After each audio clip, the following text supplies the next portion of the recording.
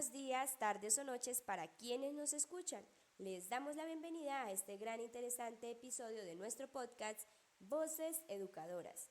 El día de hoy hablaremos sobre la educación desde una mirada crítica e histórica, tema que nos permite reflexionar sobre cómo estas trayectorias inciden en nuestras prácticas actuales. Me presento, soy Daniela Polanía y quiero contarles que no estoy sola. El día de hoy me acompañan tres voces con gran interés en el campo educativo, docentes que se esfuerzan cada día por brindar lo mejor a sus estudiantes, como muchos en nuestro país. Nos encontramos con la profe Cielo Marixa Urbano Realpe, licenciada en Educación Física, la profe Feney Narváez Medina, licenciada en Educación Infantil y Preescolar, y por último, pero no menos importante, la profe Karen Amelia García, licenciada en Pedagogía Infantil. Bienvenidas. Muchas gracias, profe Diana. Es para mí un placer estar aquí y ser una de las invitadas del día de hoy. Saludo a mis dos compañeras. Bueno, profes, les cuento que me emociona hablar de un tema tan importante como lo es la educación. En este caso, mencionaremos la génesis de los sistemas educativos iberoamericanos y educación en Colombia. Para hablar de los procesos del sistema educativo en Iberoamérica y de manera particular en Colombia, es necesario hacer un recorrido histórico desde el proceso de colonización, o como algunos pensadores lo determinan, la invasión en todo el sentido de la palabra que se realizó al continente americano. En esta medida, es imprescindible reconocer que el proceso de educación que tenemos aquí en Colombia ha sido fruto de lo que trajeron los españoles con cada una de las instituciones. Por ejemplo, la Iglesia y las comunidades religiosas fueron las encargadas del proceso educativo de nuestro país y de Iberoamérica entera. Este proceso educativo estaba enmarcado claramente en una estrategia de evangelización y culturización, donde se desechó por completo aquellas tradiciones indígenas y se impusieron tradiciones españolas en el ámbito educativo. Las instituciones educativas que existieron y algunas que aún existen en nuestro continente son lideradas por comunidades religiosas que llegaron a nuestro territorio. Muestra de ello es cada una de las universidades y colegios que tienen connotaciones religiosas, como por ejemplo las instituciones educativas franciscanas y jesuitas, la Universidad Javeriana, la Universidad de San Agustín, entre otras.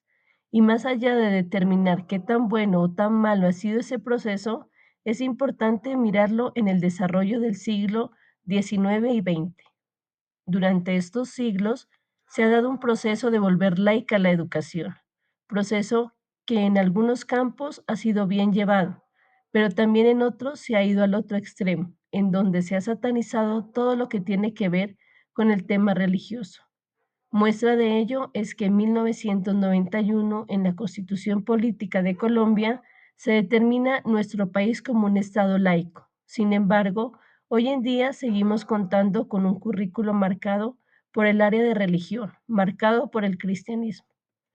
Por eso es fundamental que se hable del proceso histórico, estrechando lazos con la educación religiosa, aunque han habido esfuerzos inminentes por procurar una pedagogía de liberación, como nos refiere Freire, o como lo busca hacer las pedagogías activas que se han desarrollado en los siglos XIX, XX y XXI, sobre todo en estas últimas décadas en donde se ha buscado que la educación sea más liberadora y emancipadora, donde se procura la educación latinoamericana a partir de los principios humanos y también de las necesidades del Estado como tal.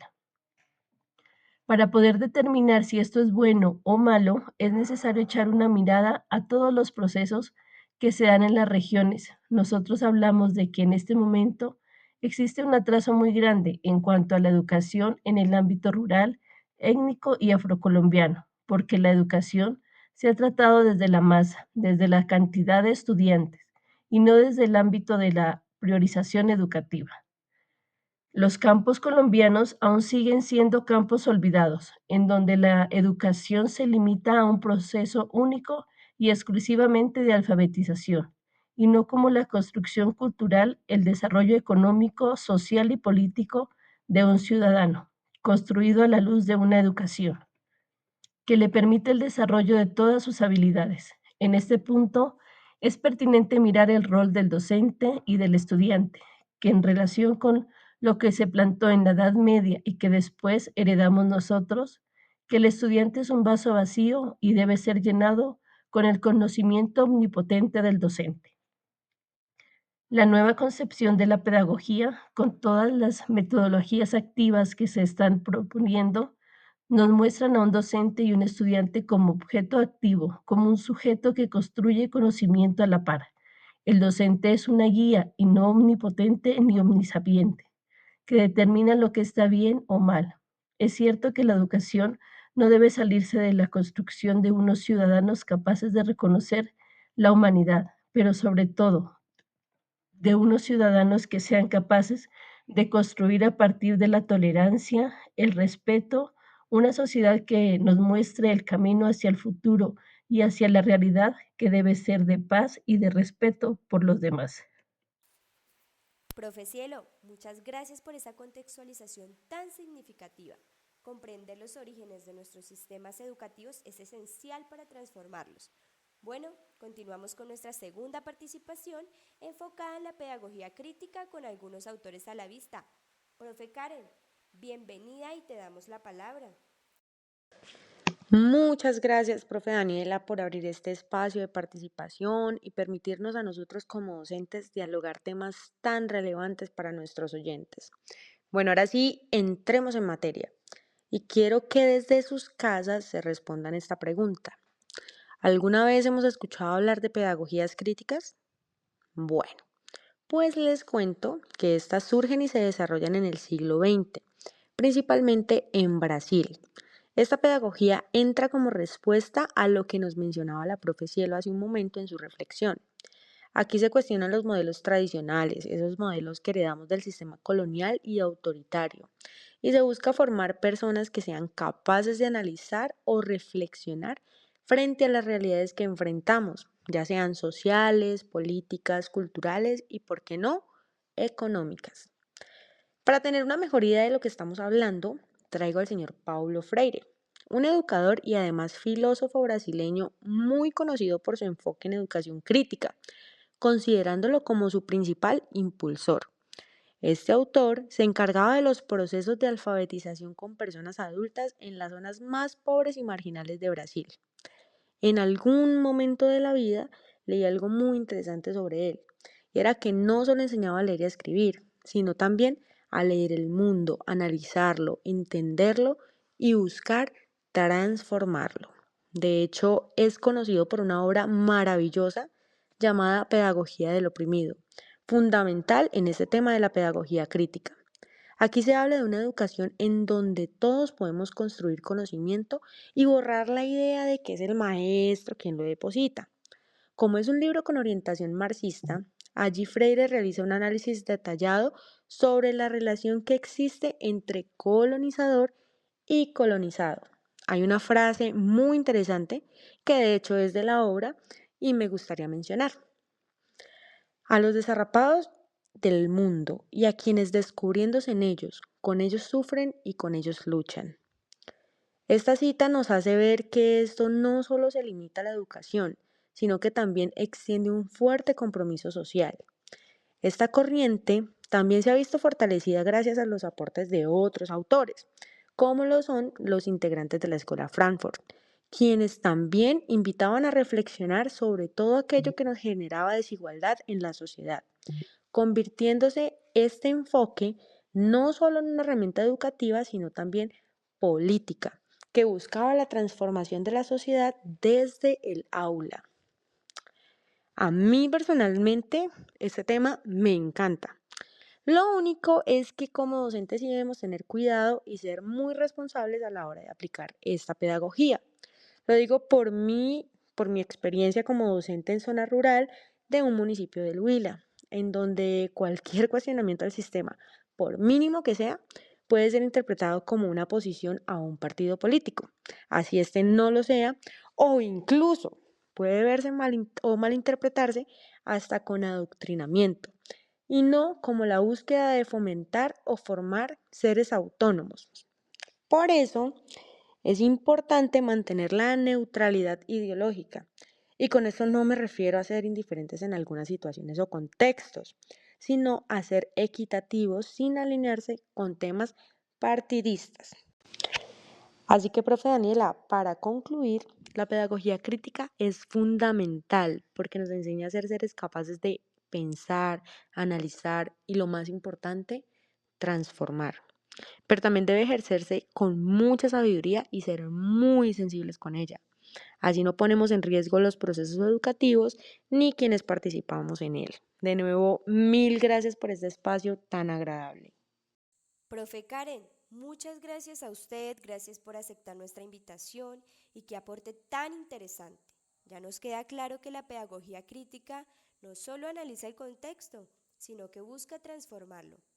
Bueno, mis queridos podcast lovers, vamos cerrando este recorrido con una reflexión sobre el papel del docente en estos tiempos y para este tema le damos la palabra a nuestra querida profe Feney. Profe, adelante. Buenas tardes para todas las personas que nos están escuchando en este espacio. Es un gusto estar aquí, profe Daniela y colegas. Bueno, para, para este episodio y después de escuchar los valiosos aportes de mis compañeras, quiero complementar con algo que me llama mucho la atención y es el rol del docente. Siento que hay una palabra muy importante aquí y es transformar. Pero para que esa transformación pues sea posible, nosotros como docentes debemos asumir un rol crítico y también comprometido, ya que no podemos ser los simples transmisores de contenidos como lo mencionaba la profe Karen, sino guías y constructores de conocimiento con el fin de formar ciudadanos activos.